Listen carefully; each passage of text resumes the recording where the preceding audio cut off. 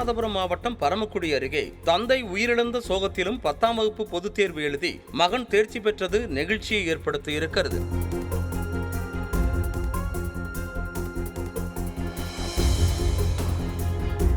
பாம்பூரைச் சேர்ந்த திபீஷ் என்ற மாணவரின் தந்தை சமூக அறிவியல் தேர்வின் போது உயிரிழந்ததாக கூறப்படுகிறது. இருப்பினும் தேர்வை எழுதிய திபீஷ் 306 மதிப்பெண்களை எடுத்து தேர்ச்சி பெற்றிருக்கிறார்.